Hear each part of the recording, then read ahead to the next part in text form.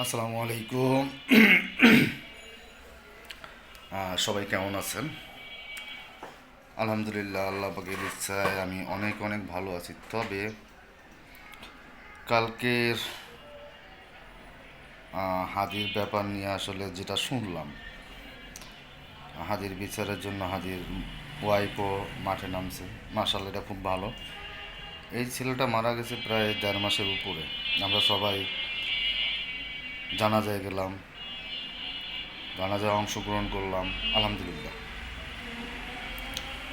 এখন এই ছেলেটা তো কোনো দুর্নীতি করে না।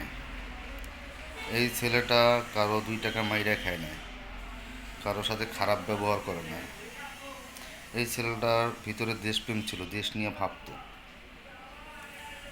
তার বিচারের জন্য কেন এত আন্দোলন করতে হবে? এটা তো সরকার দায়িত্ব। আর এই বিচারটার জন্য এতদিন যাবৎ কেনই আন্দোলন করতে হবে আমাদের ভাই বোন এবং ছোট ছোট বাচ্চারা পর্যন্ত এটার বিচারের দাবিতে? আমি মনে করি দলমত নির্বিশেষে সবাই এই হাদি ছেলেটার হত্যার বিচার চায়। চায় না এমন লোক একটু কমই আছে। হ্যাঁ, আছে যারা এর সাথে হয়তো জড়িত, তারাই চায় না। আর ডাক্তার ইউনূস সাহেব, ওনারও এটা বোঝা উচিত যে যত তাড়াতাড়ি পারেন এটা সুষ্ঠুভাবে এটা বিচার করা উচিত ছিল। সামনে আর 3-4 দিন পরে নির্বাচন, 4 দিন আছে, 4 দিন 5 দিন আছে। তা নির্বাচনের আগেও এটার বিচার হলো না। আমাদের একটা তরুণ ছেলে চলে গেল, তার একটা 8-9 মাসের বাচ্চা। তো আমার কথা হলো, কেন বিচারের জন্য পোলাপানগুলা না খাইয়া এবং আন্দোলন করবে বা করবে? এটা তো সহজ হিসাব। আপনারা বিচারটা করতেছেন না কেন? আর হাদির হত্যার যে ছেলেটা, ওরা কীভাবে বাইরে গেল আমার মাথায় খেলে না। তো যারা এর সাথে জড়িত আছে তাদেরকে আমার মনে হয় ইমিডিয়েটলিভাবে ধরা উচিত। আর এটা শুধু যে শুটার একাই করে গেছে ফয়সাল, তা না। এটার সাথে অনেক বড় বড় মানুষ জড়িত আছে বলে মনে হয় আমার। আমি জানি না কারা জড়িত আছে, তবে জড়িত আছে। মানে এটা একদিনের পরিকল্পনা এই ছেলেটাকে হত্যা করা হয় না। হ্যাঁ, এখন সরকার বলতে পারে আমরা গাড়ি দেবো, বাড়ি দেবো, আমেরিকা সিটিজেনশিপ দেবো। আরে ভাই, যার স্বামী গেছে সে বুঝতেছে যে তার ব্যথা কী, যার সন্তান গেছে সে বুঝতেছে। আপনার যদি একটা ছেলে মারা যায়, আপনার যদি পরিবারে কেউ মারা যায়, তো আপনি এটা নিয়ে বুঝবেন। তার মানে কি হাদি ছেলেটা বুঝবেন না? ইনকলাব মঞ্চ কারো দালালি করে না, মানুষের কথা বলে, মানুষের পক্ষ নিয়ে কথা বলে। এটা কি ওদের দোষ? আর একটা কথা যেটা হলো, কালকের যে ব্যাপারটা, বিচার হয় না দেখা পোলাপানগুলা আপনার কী বলে যমুনার দিকে মিছিল নিয়ে গেছে, যমুনায় যাবেন। এই জায়গাটা যে পুলিশ বাহিনী পোলাপানগুলায় আঘাত করলো, পিটাইলো, এটা কি উচিত হয়েছে? আমি সাধারণ একজন জনগণ, আমি কোনো রাজনীতিবিদ না, আমি কোনো রাজনীতির সাথে জড়িত না। তবে আমার খুব খারাপ লাগছে কালকের ব্যাপারটা দেখে, যে কেন আন্দোলনকারীদের উপর পুলিশ এইভাবে হামলা করলো। আজকে একটা ফেসবুকে একটা দেখলাম, একটা ছেলে, উনি সম্ভবত ভোটারের লিস্টেরই আছে, হয়তো কোনো কেন্দ্রে যাবে, এই জন্য সে লিস্ট নিতে গেছে। ছেলেটা রাস্তা দিকে যাইতেছে, একটা লোক আইসা ধামধাম, একটা পুলিশ আইসা ধামধাম পিটাইলো, দুইটা বাড়ি দিল। ছেলেটা কাইন্দে দিছে। আরও দেখলাম যেগুলা, একটা ছবি খুবই ক্লিয়ার ভাসতেছে ফেসবুকে, ইউটিউবে। এই ছেলেটা ইচ্ছা মতো পিটাইছে, আমি কালকেও দেখলাম। ফুটপাথ থেকে হাইটা যাইতেছে, পুলিশ তাদের করতেছে। আর একটা ছেলে পুলিশ পুলিশ বাহিনীর, সে আইসা ধামধাম বাড়ি মারলো চিকনা চাকনা ছেলেটা। আরে ভাই, এখনও কি সেই আওয়ামী লীগের শাসন? হ্যাঁ, পুলিশ বাহিনীর নামে এত বদনাম হয়েছে, পুলিশের এত হয়েছে, লাস্ট পর্যন্ত পুলিশের ড্রেস কোডটা পর্যন্ত চেঞ্জ হয়েছে। লাস্ট পর্যন্ত পুলিশের ড্রেস কোডটা পর্যন্ত চেঞ্জ করা হয়েছে।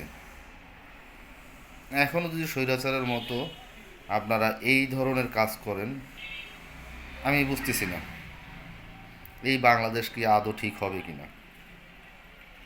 এখন আসি নির্বাচনে। নির্বাচনের পরে হাদির যে বিচার হবে আমার মনে হয় না। যে সরকারই আসুক, তত্ত্বাবধায়ক বা অন্তর্বর্তী সরকার বলেন, নিরপেক্ষ সরকার, এই সরকারকে বসাইছেই পোলাপানে। তো পোলাপানের জন্য এই সরকার কাজ করতে পারে না, একটা হাদির বিচার করতে পারে না এরা। এরপরে যে সরকার আসবে, কে আসবে আমি জানি না, আমি মানে আন্দাজে কোনো কথা বলি না। তবে যেই আসুক, আপনার কি মনে হয় যে হাদির বিচার হবে? আমার মনে হয় না। ঠিক 2000 সম্ভবত 8 সালের, 8 সাল বা 8 বা 9-এর ঘটনা, আমার সেটা খেয়াল নাই। সাগররুনি হত্যার বিচারটা আদৌ পর্যন্ত হয় নাই। তখন বাচ্চাটা শিশু ছিল, এখন বাচ্চাটা বড় হয়েছে, এখন ভাষণ দিতে জানে, কথা বলতে জানে, আদৌ পর্যন্ত এটার কোনো ক্লিয়ার হয় নাই। কিন্তু এই হাদির হত্যার বিচার হবে এই বাংলাদেশের মাটিতে আমার মনে হয় না। তবে যাই হোক, আমার ভিডিও যদি কেউ দেখে থাকেন, কেউ বাজে মন্তব্য করবেন না, কারণ আমি কোনো দলকে উদ্দেশ্য করে কথা বলি না। আমি দেশকে ভালোবাসি, দেশের মানুষকে ভালোবাসি। 5 তারিখের আগে যা ঘটেছিল এখন আবার এইগুলাই ঘটতেছে। আমি কোনো চেঞ্জ দেখতেছি না বাংলাদেশে। আওয়ামী লীগ যা করে গেছে সেম টু সেম চলতেছে।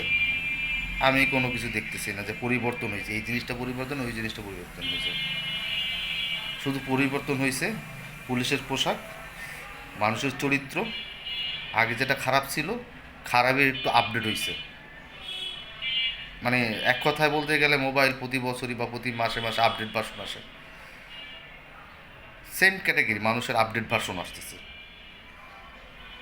ঠিক আছে, বিচারের নামে যা চলছে কোনো কিছুই দেখা যায় না, সব পার্শিয়ালিভাবে।